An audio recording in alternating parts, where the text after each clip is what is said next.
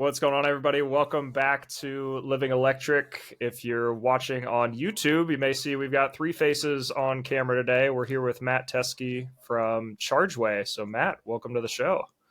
Thanks for having me. It's good to see you guys.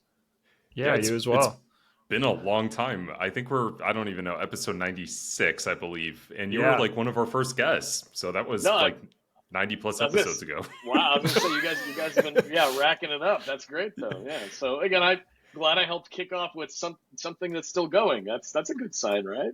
I think you're the sole reason for our success, actually, that we've kept it going this long.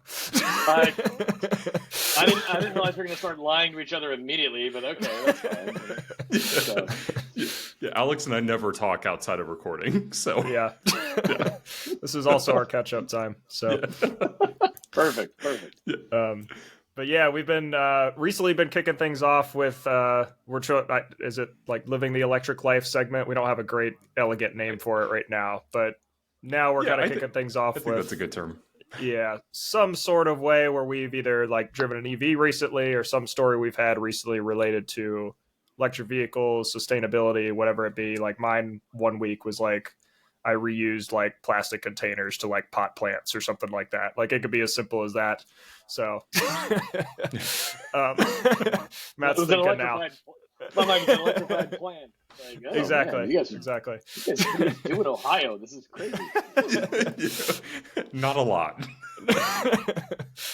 But I've got a somewhat exciting story this week. We did all of our travel for Thanksgiving, so I won't get into all of that, but we did return to Columbus on Sunday, and I actually was buying a Tesla wall charger off Facebook. I found like a really good deal for one from somebody in like Mount Vernon, Ohio, which is like 45 minutes northeast of Columbus. So got back home after traveling. My battery was super low, plugged into the home charger, and I had to leave like within an hour.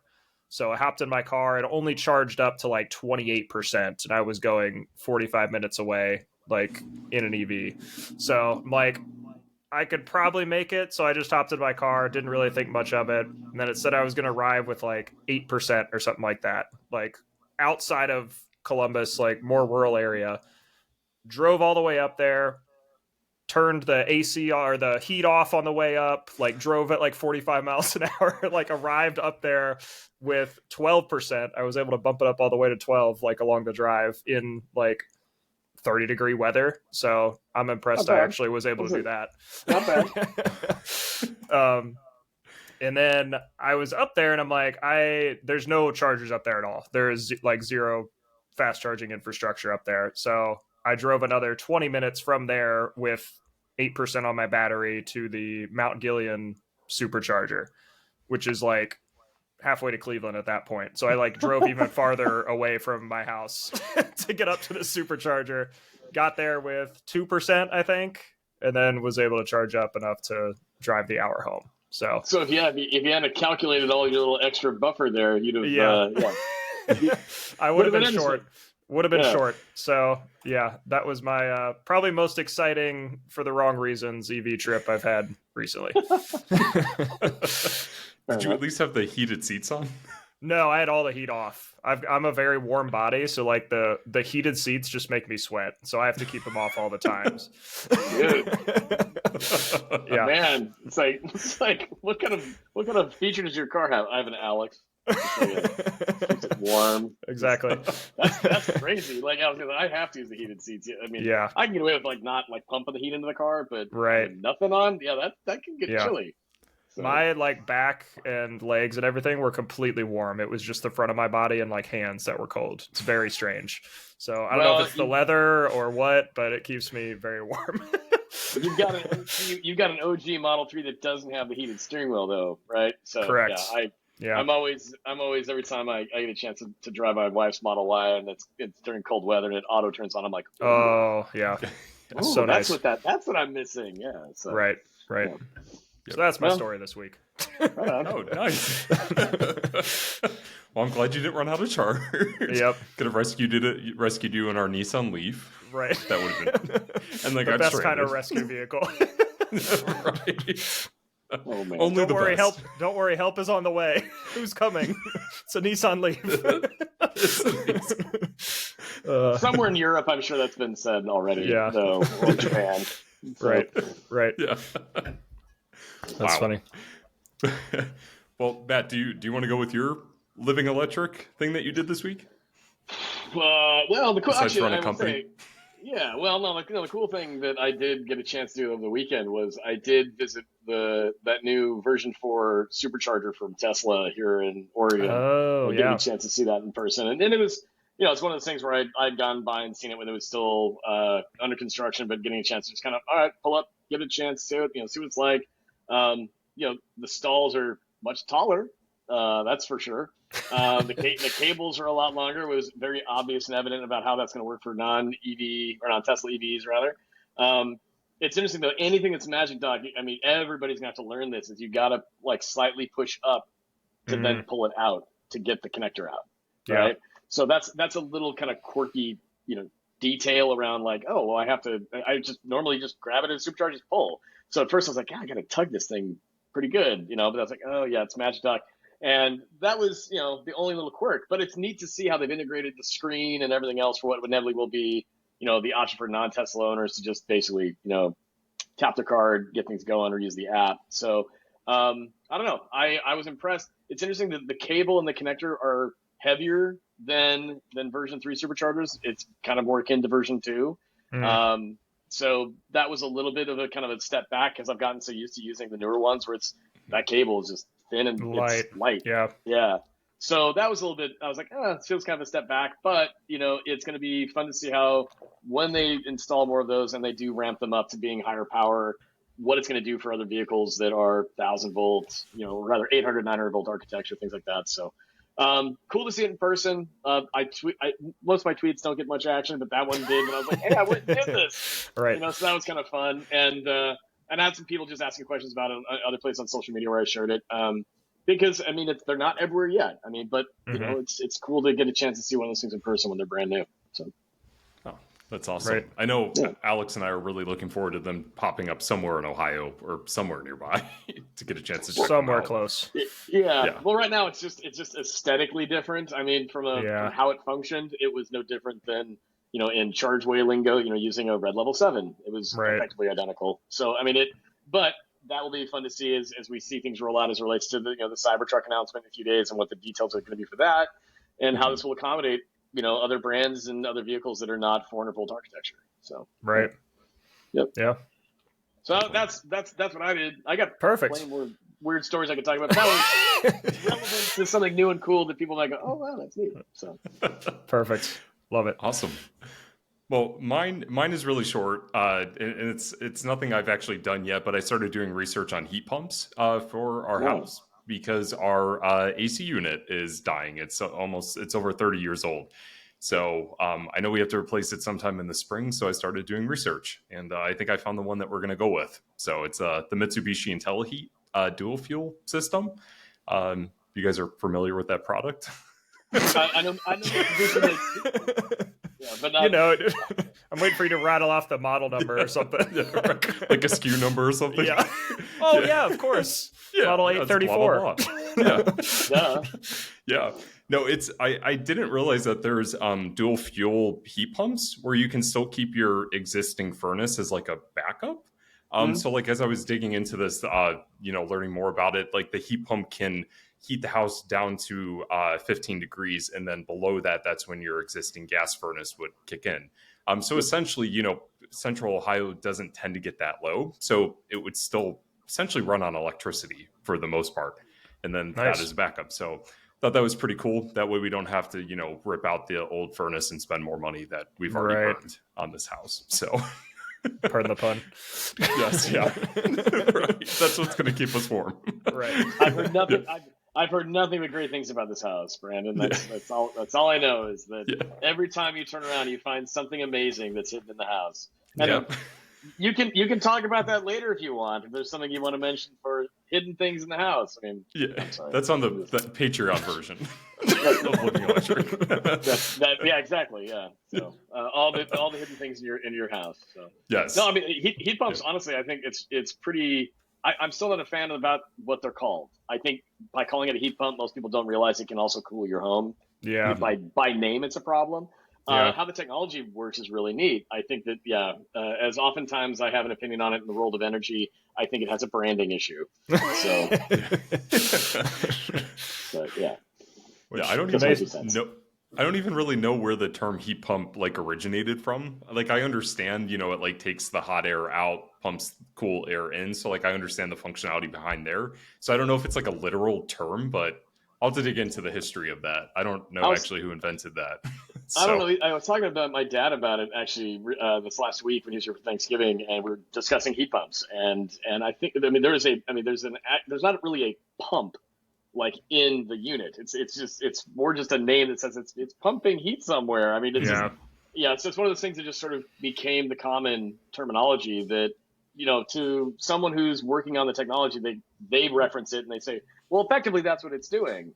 But how can you turn around and then use that terminology to explain it to average people? It's probably not that simple in that way, but it's cool tech. I mean, it is pretty neat. So yeah.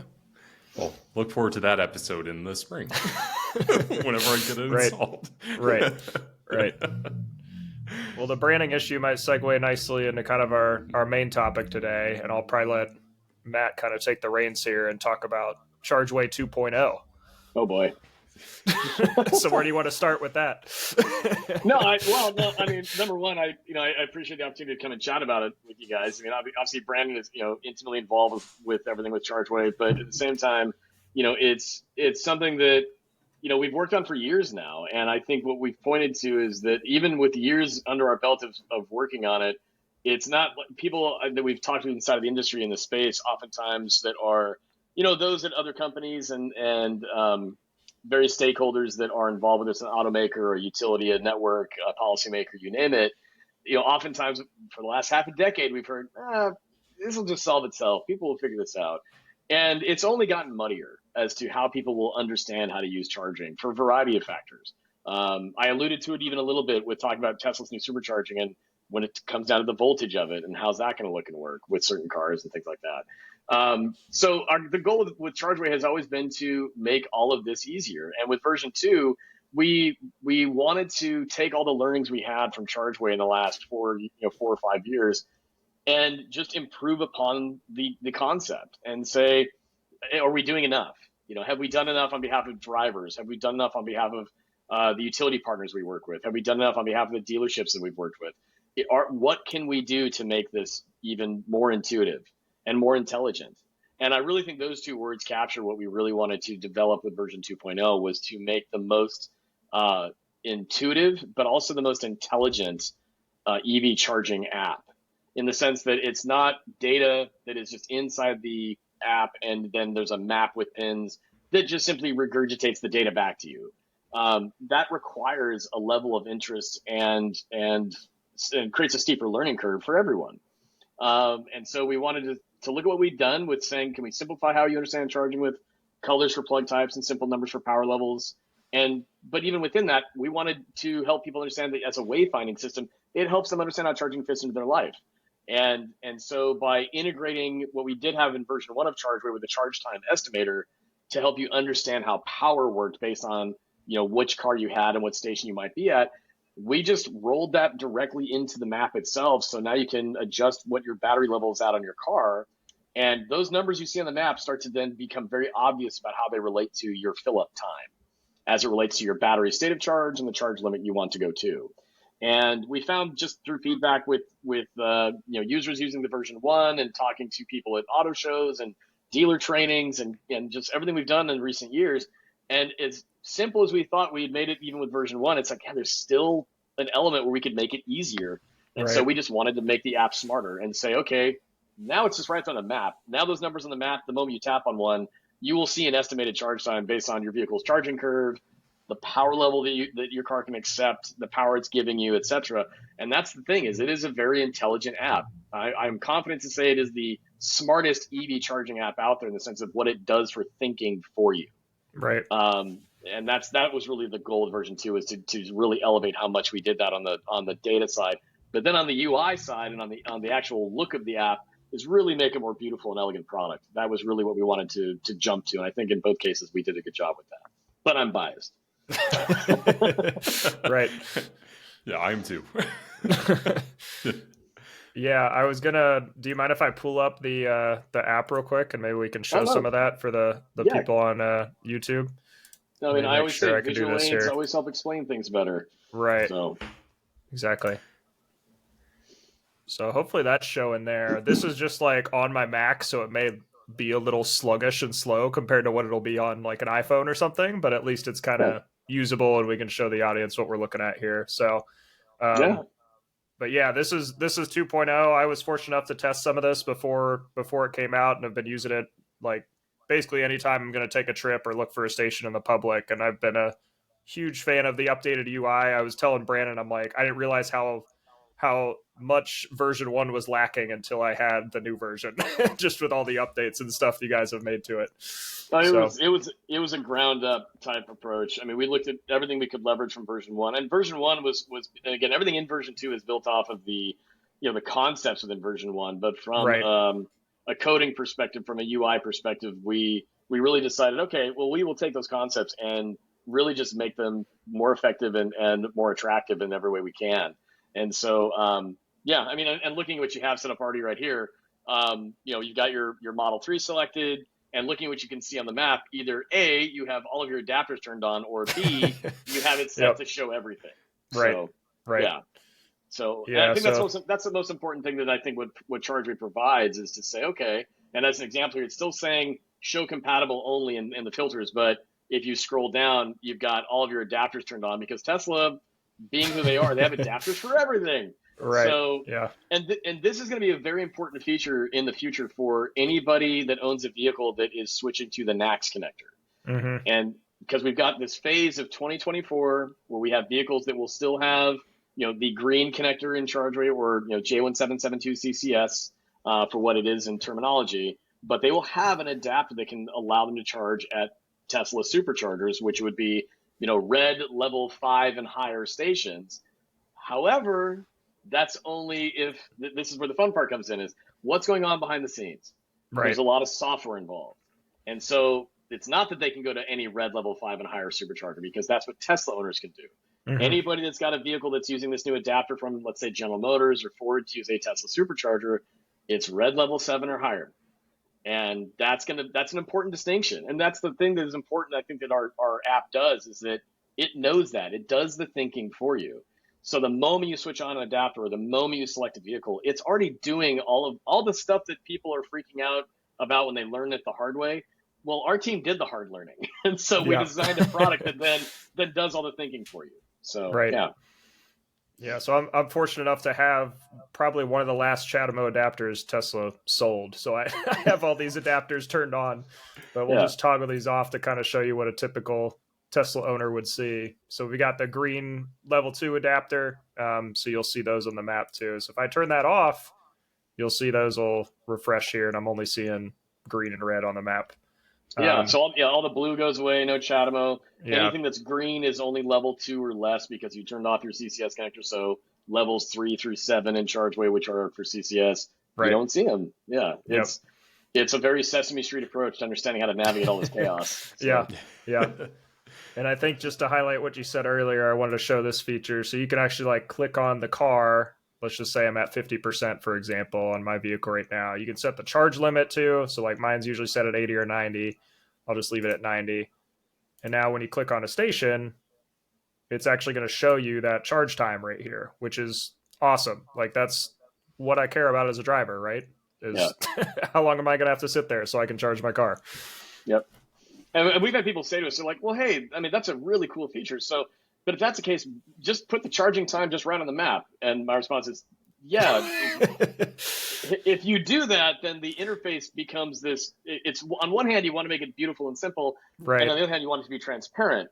But what we did is we said, okay, well, we can create a wayfinding system around time based on power. Mm-hmm. It's easy to see, as opposed to having, how do you make 4 hours and 40 minutes then squish into a map on a pin? It just it becomes extremely messy. So But that was our goal with version 2, is to say, as you pointed out, a lot of drivers are going to say, just how long do I got to sit at that station? Yeah. Just give me a sense of it. And as you'll notice, Right. it does say J1772 7 kilowatt directly under that, but it's an element that's kind of a third read. It's the information that some drivers will want to know, but at face value, average people will start to learn, hey, if I'm at 50%, I'm at a green 2, chances are I'm going to be there for, maybe 4 hours or so to get to 90%.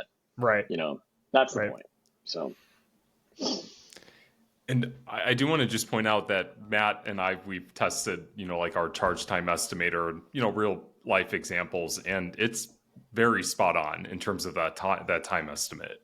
So do you want to just reiterate that? Well, I mean, again, at the end of the day, there's no perfect answer to this. I mean, there's the amount of moving targets that exist within what's happening within electrical engineering and kilowatts and kilowatt hours. I mean, anybody that promises you something exact is, well, they're overdoing it a bit. We want to provide people context. And the beauty of it is we do know the charging curve of each vehicle. We do know the power that's accepted by each vehicle, the power offered by each station. So if you know the data, you can translate that into something that's very useful to drivers, as opposed to just putting, engineering information on a map and saying, well, you'll figure it out. And the answer is, well, people don't want to figure it out. Right. So in that respect, I think, we continue to improve upon how we can make the charge times, estimation even better.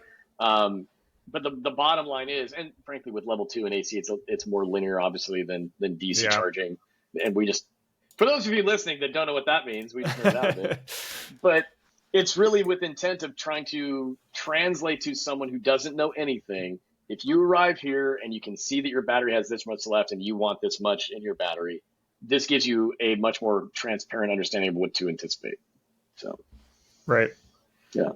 Yeah. Then here's like a supercharger, for example, just kind of to highlight that. So we've got a 30-minute estimate, but as you said, like it could be cold, your battery could not be warm. Like this is an estimate just based on kind of the information you have. But I love that it just all kind of circles back to the vehicle, because I think that's a key part a lot of people miss with like EV charging, is it seems so overwhelming when you're trying to find a vehicle. But then after you have it, it's really knowing, how does your vehicle behave in certain situations? What does it work with?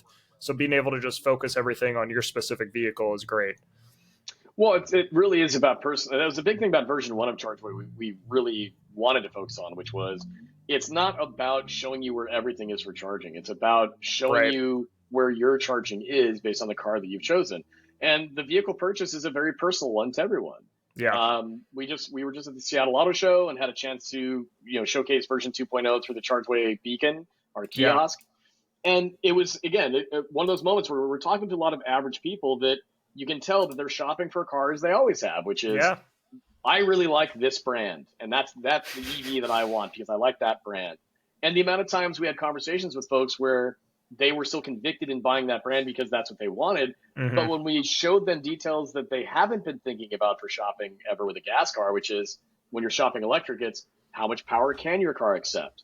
How much range does your vehicle have based on EPA ratings? And then what does that do in cold weather driving or at higher speeds? Right. And this is all part of the learning curve that we wanted to capture with Chargeway. And oftentimes when we're asked, how is your app different from other apps that are out there? And I look at it and say, well, if you're looking for station location and you're looking for route planning, well, we have both. And in an interface that is simplified. Right. That's the intent, is to say you don't have to jumble between two of those types of apps. You can just use Chargeway. And then we do show you where everything is for every major network. And we understand we're not going to please everybody. And there's a lot of people that might want to see things a certain way based on their own experiences. And a lot of that comes from people that bought into EVs early on. And they did have to learn a lot. I'm one of those people. But we're trying to reach the broader market. I want someone who doesn't know anything about an EV to walk away after a few minutes of conversation and say, I didn't realize there was that much charging. I didn't realize I could plan a road trip that easily. I didn't realize that there was power differences, but I didn't realize you could charge up an EV in maybe 15 to 20 minutes. I thought it was always going to take hours. I mean, that's still a part of the conversation around all the time right now with everybody. And I think we've captured that really elegantly and visually with what we've done with Chargeway. So. Right. This is kind of tangential, but I wanted to get your thoughts on it because I hear the same thing from a lot of people that they're stuck on a particular brand for whatever reason. Is there a reason that's so like prevalent in the car market versus maybe some other industries where people are like, I've always bought Ford, so I'm sticking with the Ford? I feel like that's not around in many other industries, but maybe I'm incorrect there. I think people attach to brands because it begins to be a part of their identity, and it can happen with a variety of industries. It can happen at kind of any part of your life. There's a reason why certain soccer players enjoy wearing Adidas compared to Diadora or Nike. Or in basketball, the same goes for like Under Armour and Jordan. And then I drink Coca-Cola. I'm not a Pepsi fan, or I love Pepsi. I don't drink Coke. I mean, it just go down the list, and you'll discover like, oh wow. I mean, I love this brand of something in this marketplace. I go to McDonald's. I don't like going to Burger King. I mean, you can take it anywhere. Yeah, cars, I think, are very people attach themselves to cars in a way that's also very passionate and emotion driven, because a car is an extension of you. Yeah. Most everything else I mentioned, like if you're consuming food or something like that, it's like, you might like the taste of something, right? But there's also people that like how certain shoes look on them, and that's why they buy that brand. I mean, they might like the feel of it too, but a car is genuinely an expression of how you engage with the world physically, because it takes you to where you aren't currently. Right. And there's an element of passion around that, and not for everyone, but for many people. And some of it is surface level, and they just say, like you said, we've always been a Ford family. Yeah. And that's certainly a thing. Right. My wife's family, they've always been a Volvo family. And any vehicle they buy is almost always a Volvo. And there's a lot of reasons to enjoy the Volvo brand for what it's been as a heritage brand. Safety is a big thing for them. Design, a lot of people like the design. But when it comes to EVs, there's a deeper element to the ownership experience that has nothing to do with the car, right, but everything to do with the fuel. Mm-hmm. And that's something that we talk about often now when we get a chance to meet with some of anybody new from a industry-wide perspective, is to say we do need to respect the fact that when you're talking about switching from gas to electric, there is a level of classism that does come with that now. Yeah. And with gas cars, I use the example all the time where you get some rich guy in the hills that drives a Bentley, and some college student who's eating ramen all the time driving a hand-me-down Honda. They both pull up to the gas station the same way, same time. Yep. And they're staring at each other, and it's like they lead very different lives. Yeah. But the one thing that is identical to them is we both got to go get gas. Mm-hmm. But now, if both of those drivers switch to electric tomorrow, well, the person that lives in the hills in that nice house, they could fill up at home almost exclusively. That's a beautiful benefit to owning an EV. Whereas the person who has an apartment that street parks, they still have to go find their fuel. And so in that sense, their world is changing differently in the sense that they are using a different fuel type, but they have to understand like the speed of the fill up and how it works for them. Whereas the person that owns the house can just say, you know what, I don't really think about it all that often. But in both of those instances, we're having to explain that to people. So this gets to your question about, like, do people actually think that way about, is automotive the only thing where that happens, where they kind of are, I want to buy that product compared to that? We now see that with fuel. Yeah, that's fair. That's why does someone roll coal? I mean, on a vehicle they think is a vehicle they wouldn't drive themselves, right? Whether it's electric or hybrid, they have this understanding of like for me the fuel matters to me, and it's not something that's a small thing, but it's been subconscious to most consumers for so long because it's just been there. Yeah. You could buy a brand new truck or a sports car or even a hybrid, and gas just worked. Yeah. And you didn't have to think about it, Right. But now we're forcing people to think about fueling in a way that is very different, and there's a brand element to it, for sure. So Matt, just a segue, just because I want to utilize this platform to also talk about some of Chargeway's programs that we're engaged in.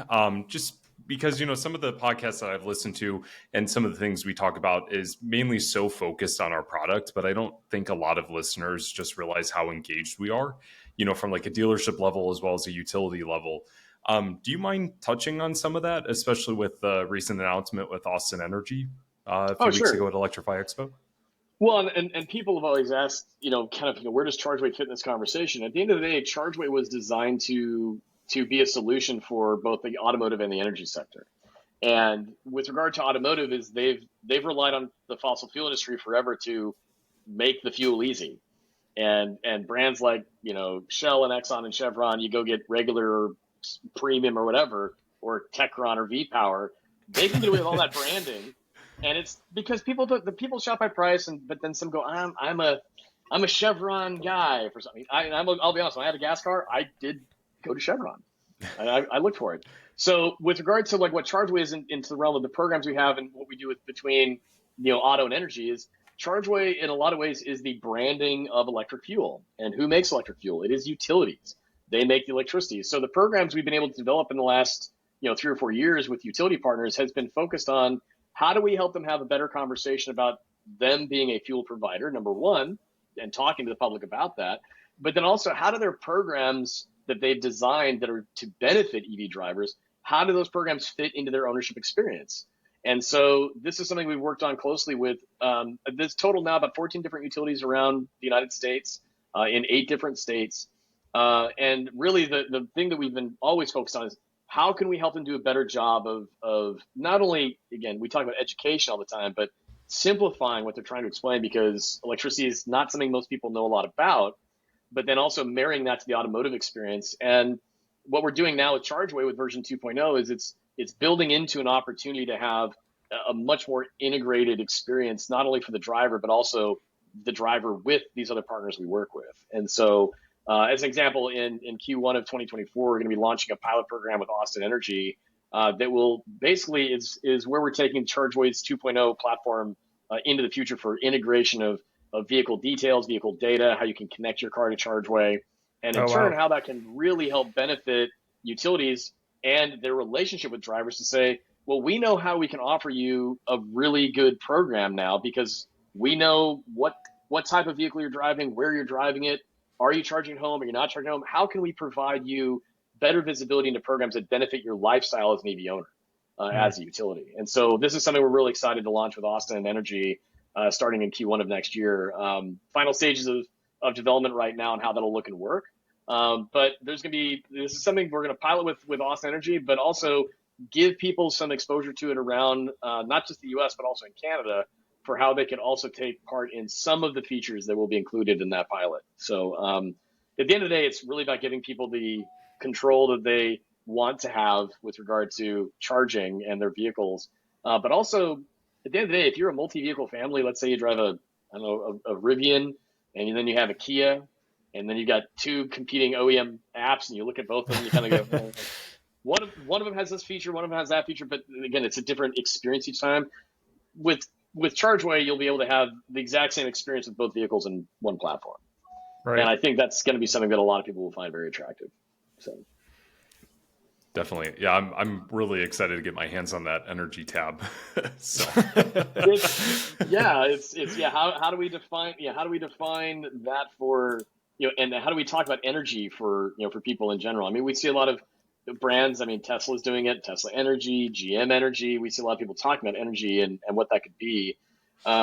It's just a brand new conversation with most people. And I still think that we just have to lead people gently into that conversation and also show them value, where the program from a utility, for example, there might be a rebate on a level 2 home charger or a fast charging program for those who can't charge at home that maybe is a flat rate at certain charging stations that they've deployed.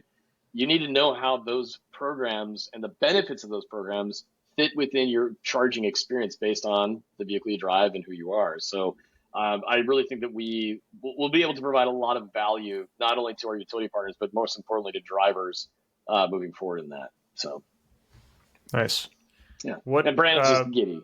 Yeah, he's just giddy with that. Well, I've teased so many features that are coming to Chargeway.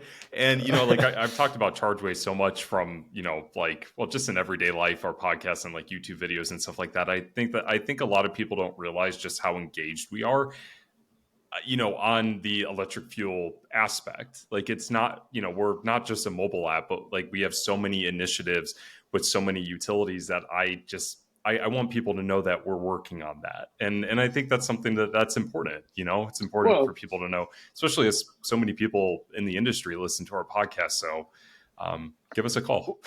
No, give Matt a call. Yeah, I mean, no, but flash his number on the screen now. No, I think it's very good to point out, and I mean, it needs to be said that way too, in the sense that we're most people just kind of go, okay, you're an app, you're dots on a map. Like, why is it different? It's like, no, Chargeway is wildly intelligent as a product. It's very smart, and the team that we have that has made it possible is also a very, very, very small team. We are not we are a startup in every sense of the word. We are a team of a handful of people, but all of us drive EVs. Yeah. All of us got into this because we really care about EVs succeeding.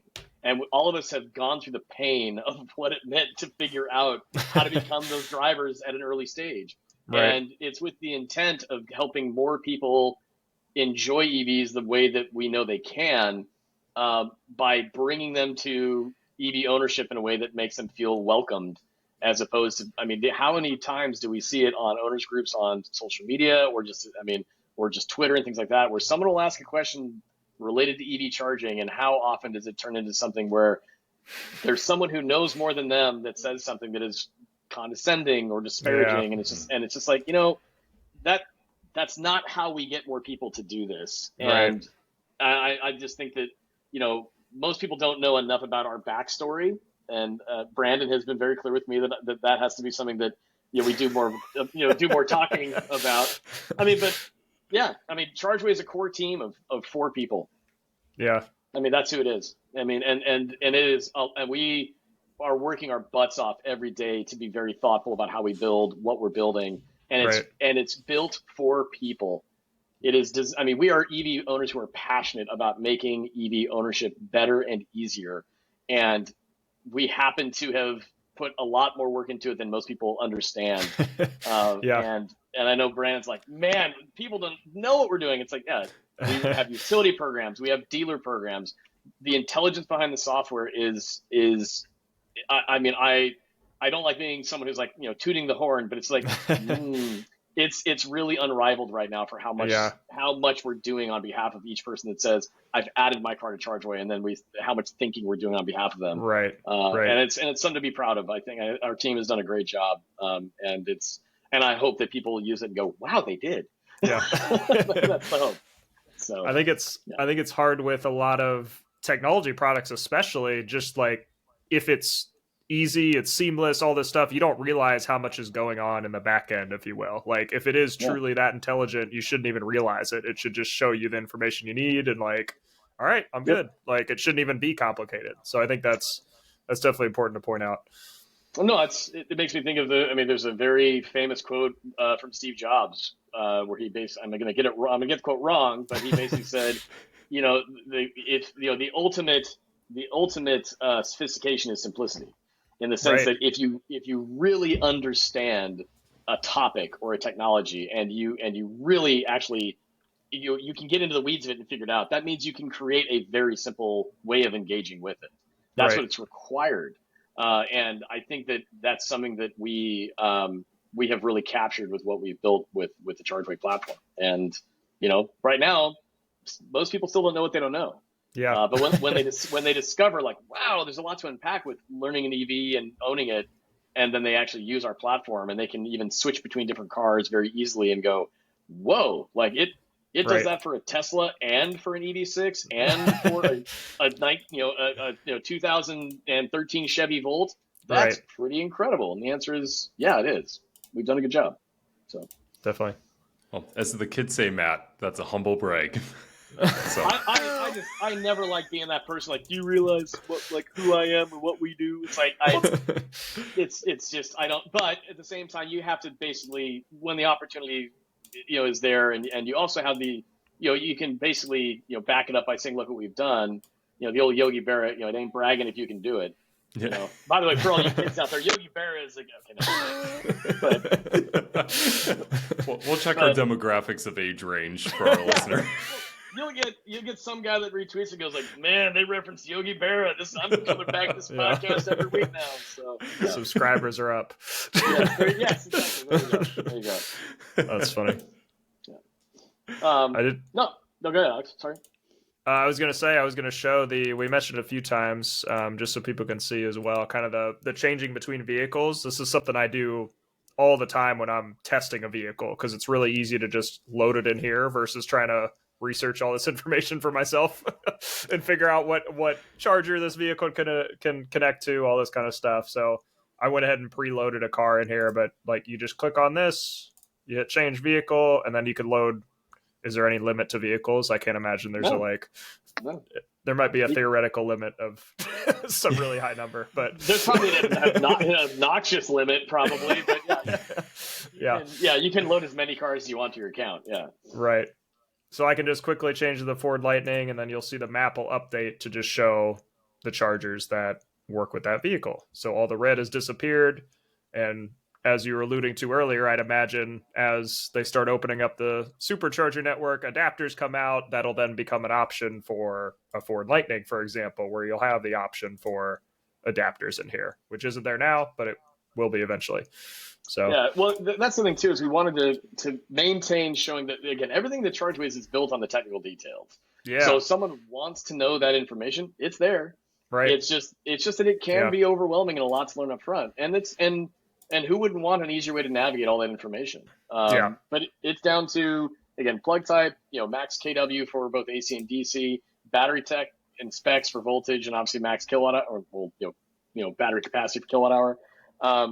It's all there. It's not that we just willy nilly decided let's just change everything to this. It's like, no, it's based on the data and on the technology, and right. I think that what we've done now is created a way to interface with it that is even a lot more, it's just simplified and easy to understand. Right. But it's going to be a process still. I mean, we're still at the very beginning of this conversation, in my opinion, in a lot of ways, where people don't yet understand that this is a conversation that has to be had for ownership. Right. And because we are not going to get to a place where every fast charger is 350 kilowatt. Yeah. It's untenable. And on top of that, even if we could, you're maxing out at basically 20 kW at home, and you don't need that much at home unless you have some absurdly big battery like a 200 kilowatt hour battery pack, which I also don't really think should be like a thing. Yeah. So, but we did a whole episode on that. Yeah, maybe that's a different episode, but right. But I think but your example of bringing up the Ford F-150 Lightning, I think, is important. Another example that I've seen now twice in the last month or so is in-vehicle navigation technology from OEMs taking a vehicle like a CCS equipped vehicle or green plug vehicle in Chargeway to a Rivian fast charger. It's now happening just because it's on the map. Well, or because they're like, hey, that's a CCS connector. Yeah. Chargeway is the smartest software platform out there. We don't show you Rivian Adventure Networks unless you've selected a Rivian as a vehicle. You won't even see those on the map. And if you do a trip plan with this F-150 Lightning, we're not gonna route you through a Rivian Adventure Network because we know you can't use that. How many people are building out these software platforms or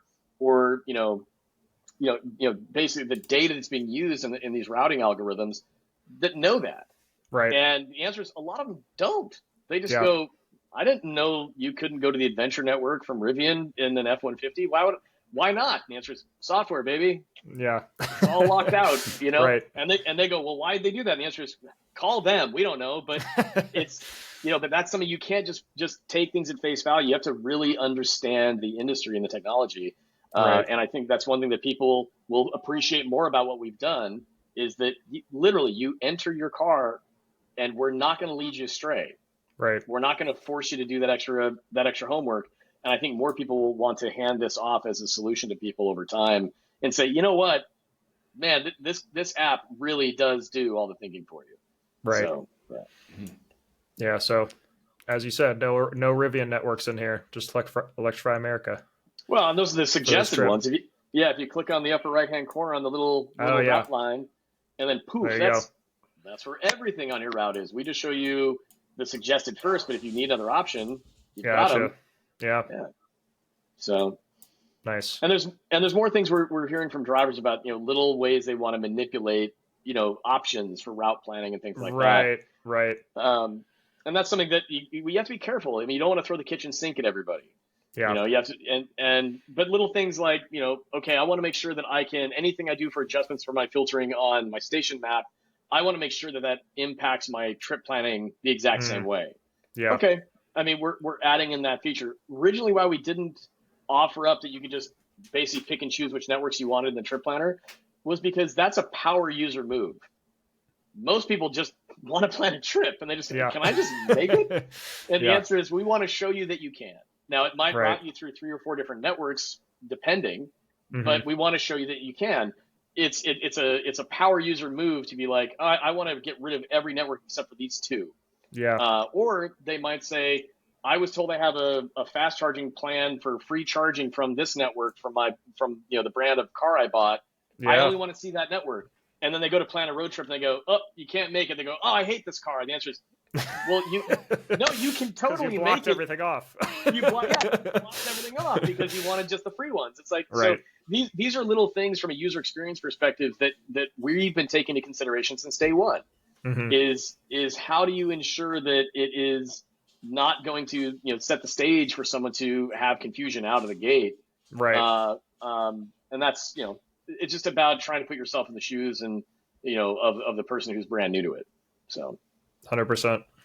Yeah, I've been using the trip planner a lot. Obviously, Tesla makes it pretty easy, but at least kind of seeing ahead of time what that trip is going to look like just for planning purposes, honestly, of knowing when to leave, where we think we're going to stop, all that kind of stuff. I love using it for that. So, well, and it's a little squished right here in your emulator, but once you've selected your starting point and destination and you click continue, in the mobile app, it does show you that on the next screen, when you do select the temperature, there it is, you can scroll to it. Yeah. So if you select the temperature and speed, you want to drive. So if you crank it all up to 100%, you can then start to get that maximum estimated range for that vehicle. Because based on the temperature outside and the speed you're driving, if you're driving 60 miles an hour on a 60-degree day in an F-150, I mean, hey, you're going to do okay. But if you're doing 80, because people on the highway are going to be doing what they want to do, well, that's not 300 miles of range. Now that's going to be, there you go. Yep. And this is important for people to know. And this works this way for every single EV on the market. And it's important for people to have that level of transparency around a road trip plan. If they buy the car in July and they plan to do a Christmas road trip, they got to know these things. Right. And it doesn't, it's not, here's the thing is, it's not scary either. You just got to know. But if it surprises you in ownership, that's a problem. Yeah. I mean, how many new EV owners do we see on owners groups on name a model vehicle where they say, did you guys know that the car loses a little bit of range in the winter? Yeah, every winter. It's like November without fail. Every group is flooded with, why is my car so low on range? It's like, well, it's cold out. Yeah. and this is where automakers too is, some of them will show you a real-time estimated range based on your driving habits and existing conditions, whereas others will just go, meh, it's still 300. Yep. And you kind of go, I mean, theoretically, sure it is, but it's 28 degrees outside, and I'm not going to drive 40 miles an hour on a flat, dry, cold highway. I'm going to be doing 70. So these are things that we also think about for users. Is okay, tell us who you are, how you want to drive this thing, and we will give you some transparency back for what you'd have as an experience. Right. So for sure. Yeah. Nice. Did I miss anything, Brandon? I mean, I think we've. Yeah, I'm trying to think of any other major features here I'm missing. Well, I think one feature that we tend not to mention that I'm pretty proud of, our product having, is that we take into consideration your battery voltage with the amperage of charging cables. So instead of showing you just the max kilowatts that you might get, we actually take into consideration. So if you have an 800 volt vehicle, it will show you a different level on the station map versus if you are driving a 400 volt vehicle. And, we take into consideration all of that information. So, if you had a Kia EV6, you might see a green level 6 charge point station. But if you have a Tesla Model 3 that can charge at green stations, you'll see a green level 5 because it's going to be all different. And obviously, we're not expecting every driver to understand amperage, voltage, and, all those terminologies. But this is just an easier and simpler way of setting that expectation for drivers, where a lot of other platforms just don't necessarily even care to have that detail. So, well, I think that's, it's an important distinction is at the end of the day, and as you described that, Brandon, is people want to know how it impacts their life. Yep. And if they see 125 kilowatt and they hear that's higher than the other one, they go, great, I'm gonna use that one. It's like, yeah, well, that's only in a certain use case with a certain vehicle. And frankly, how often do we see that people that are outside of the industry, get exposed to that type of like kind of moment of, that learning moment? They just kind of go, but I don't get it. Why was I told it was that? It's like, well, because in best case scenario, it could be, but in reality, it might not be for the reasons you just described. And I think that's where there's an opportunity for the industry to do a better job of what are we trying to tell people, and how can we be more thoughtful around how we take the technology and hand it to people in a way that's translated for them. And that's exactly what our platform does. And again, to your point, Brandon, it's that smart. Yes. It's doing that, and it's doing that level of thinking. So the best example is Tesla Magic Dock. Is everybody's like, oh, fantastic! And the moment Magic Dock was available and people took it, people took an 800 or 900 volt vehicle to a Magic Dock, and they went, wait a minute, why am I only getting it? At first, it was about 50 kilowatt, and it's finally up to about 90 or so, based on some updates that were made on the vehicle side through vehicles, brands like Hyundai and Kia, for example. But that's basically it. I mean, because of the voltage amperage in the background, and average humans, they don't know anything about that. And they just want to know, why is it taking me longer here? But if they keep getting a kilowatt thrown at them for this station's capable of X kilowatt, and then the fine print says, well, based on the voltage of your battery pack, that's just going to make someone say, what's really great about like the last car I had is I didn't have to worry about any of that. Regular is just regular, and it worked. Yep. Yeah. So yeah. Yep. Yeah. I just wanted to point out that one feature. Just because I feel like it gets overshadowed by all of our awesome other features. Right. So. Yeah. It's another one that's like hidden, right? It's like hidden. Yep. Nobody should even realize it's happening if it's done right. Yeah. Well, yeah. I mean, that's exactly it. I don't think a lot of people even realize that, like, especially if they only have one vehicle in their account, they don't necessarily see the change of numbers if they had multiple vehicles, in their account with different battery voltage. So I just, little friendly reminder that we also take that into consideration. Well, it really speaks to the level of detail that we've taken into consideration for what this platform provides. We know how much thinking it takes to actually navigate all of this chaos. And if you can have a software platform that's actually that intelligent, that's doing all that thinking on your behalf, simply because you said, I want to drive this vehicle, that's a big deal. And that is the fastest way to create education with someone, is because, and Alex, as you pointed out at the beginning, it's like, are people that passionate about brand in other ways outside of automotive? The answer is, I think so. Yeah. But then in auto, because of how important it is, we had a few conversations recently at the Seattle Auto Show about that, where there was someone who was super passionate about a particular brand. And then they said, well, hey, can you plan a road trip for us? And we planned the road trip for them. And in some cases they said, they're like, I really love the brand. I love the vehicle. I love the materials. I love the design of the car and everything else. But you're telling me that this other vehicle might be better for my road trip experience because of these subtle differences about voltage or even the range or the efficiency, that I've never had to buy a car thinking of those things. Yeah. And the answer is, it's a part of what will be, the future of EV ownership. It's not going to go away anytime soon. Right. And that's important to know. And I think that that's a big part of what our platform can provide people, is just choose your own adventure, choose your car, and then we can show you why that's going to work differently than maybe another car. So. Right. Cool. I appreciate you guys taking the time to just even, for the viewers you have, the subscribers you have, to go through this. I know Brandon is obviously a huge champion of talking about what we do all the time, and it's not because he's just excited about it. I think because it's that damn good. Yeah. Yeah. Well, and sorry, go ahead, Brandon. I was also going to mention that Chargeway is what brought Alex and I together as friends. I mean, that was our first video collaboration, and that essentially has led to our friendship and to this podcast. Wow. So, Alex, you mentioned at the beginning of this, literally, Matt is the one that essentially brought us together as friends. So, nice. It's full circle. I didn't realize it was that much of a connective, glue for you guys. But, okay. That literally, us sitting awkwardly in my Bolt 3 years ago, trying to figure out Chargeway. As most friendships start. Exactly. As most friendships start. What were you guys? We're just sitting in a Bolt, man. Just hang out in the Bolt. Hang out in the Bolt. That's funny. No, Matt, I never, miss an opportunity to talk about Chargeway and essentially, to get you on the podcast and talk about our new product. We've been anxiously waiting for this to happen for weeks now.